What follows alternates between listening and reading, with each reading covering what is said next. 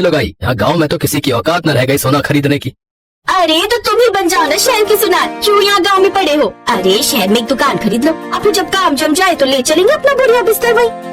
पत्नी बिंदिया की बात बटुकलाल को जच गई और अगले ही दिन वो अपने साथ कुछ पैसे लेकर शहर की तरफ चल पड़ा। शहर को जाने वाला रास्ता एक सुनसान जंगल से होकर जाता था और ठीक उसी रास्ते पर बटुकलाल की मोटरसाइकिल अचानक खराब हो गई और फिर अरे कमबख्त मारी, तुझे भी अभी खराब होना तो?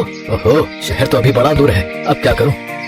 जब काफी देर तक कोशिश करने के बाद भी बटुकलाल की मोटरसाइकिल स्टार्ट नहीं हुई तो वो पैदल ही शहर की ओर बढ़ने लगा। तभी अचानक उसे एक आवाज सुनाई दी। मदद करो, भगवान तुम्हारी मदद करेगा। बस इसी की कमी थी, चुपचाप निकल जाता हूँ। रुक जाओ बेटा, तुम मेरी मदद करोगे तो भगवान तुम्हारी मदद करेंगे। ओफो, देखो बाबा, पैसे नहीं है मेरे पास और खाना मैं घर से लाया नहीं, तो मैं तुम्हारी कोई मदद नहीं कर सकता, मैं जा रहा हूँ। रुको बेटा, बस मुझे मेरी कुटिया तक पहुँचा दो, उसके बदले में मैं तुम्हें कुछ दूंगा। तुम मुझे क्या दे सकते हो? तुम्हारे पास है क्या? ज्यादा कुछ नहीं, बस ये चमत्कारी सुनहरा पानी है मेरे पास। मेरे पुरखों का ज्ञान और चमत्कार है इसमें। ये तुम रख लेना। ये तो सोने का पानी है, लगता है ये बूढ़ा पागल है। चलो अच्छा है, अपना तो फायदा हो गया। इसके बाद अपने कंधे का सहारा देकर बटुकलाल उस बूढ़े आदमी के साथ उसकी कुटिया की तरफ चल दिया, जो शहर से दूसरी तरफ थी। और फिर ये क्या, मैं तो उल्टा गांव की तरफ ही आ गया। अंधेरा भी होने वाला है, अब तो ना जा पाऊंगा शहर। ऐसा करता हूँ, अभी घर चलता हूँ, कल जाऊंगा शहर। अब ये सोचकर बटुकलाल अपने घर आ गया। बूढ़े आदमी से मिली सुनहरे पानी की शीशी उसने अपने कमरे की मेज पर रख दी और फिर नहाने के लिए चला गया। और तभी बिंदिया कमरे में आई। अरे वाह, तो ले आई शहर से मेरे लिए महंगा वाला शैम्पू।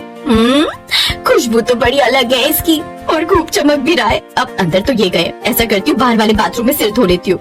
बिंदिया ने दूसरे बाथरूम में जाकर उस सुनहरे पानी से अपने बाल धोए और फिर जो हुआ वो देखकर बटुकलाल के तो होश ही उड़ गए। क्यों जी, कैसी लग रहे हैं मेरे बाल? बोलो बोलो ना। हाँ, ये तो बड़े सुंदर हो गए हैं, पर कैसे हुआ ये कमाल, ये तो बताओ बिंदिया रानी। हटो जी, बातें बनाना तो कोई आपसे सीखे। खुद ही लेके आए शहर से वो महंगा वाला सुनहरा शैम्पू मेरे लिए और पूछ रहे हो कैसे हुआ कमाल। शैम्पू लाया मैं? अरे पागल औरत, तूने कहीं उस सोने के पानी से तो बाल न धो लिए? क्या कहा? सोने का पानी? अब कौन सा?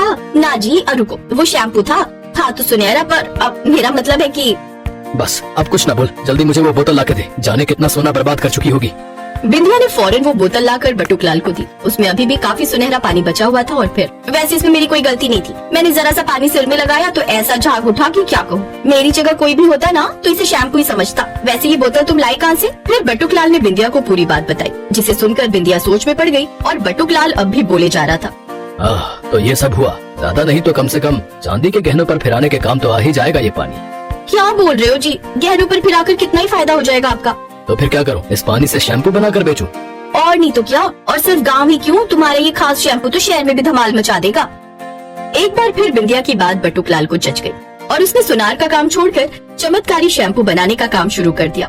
कुछ ही समय में बटुकलाल की चांदी हो गई। कभी सोचा है ये सुनहरा पानी खत्म हो गया, अब कहाँ से बनाएंगे शैम्पू? बात तो सही है। अब सुनो, तुम जाकर उस बूढ़े आदमी से ऐसा सुनहरा पानी और क्यों नहीं ले आते, बदले में उसे फिर कहीं छोड़ आना। बिंदिया की बात मानकर बटुकलाल उस बूढ़े आदमी की कुटिया पर पहुंचा और फिर उसने बूढ़े आदमी से कहा, बाबा, वो सुनहरा पानी और है क्या तुम्हारे पास?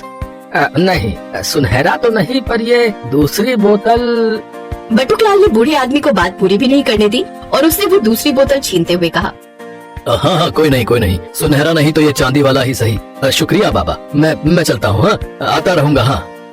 इस बार बोतल के अंदर सोने की जगह चांदी का पानी था, जिसे लेकर बटुकलाल घर पहुंचा और बिंदिया से बोला, लो मैं ले आया, इस बार कुछ अलग है। अब जाओ जल्दी से बाल धोकर आओ इससे, चलो जल्दी करो।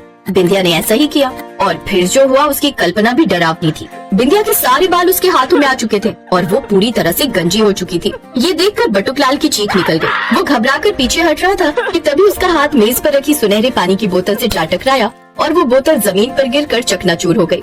ये क्या कर दिया आपने? अब मेरे बाल कैसे वापस आएंगे? कुछ देर सोचने के बाद बटुकलाल और बिंदिया सीधे उस तरफ भागे जहाँ बूढ़े आदमी की कुटिया थी। लेकिन इस बार कुटिया के अंदर ना तो बूढ़ा आदमी था और ना ही कोई दूसरी चमत्कारी बोतल।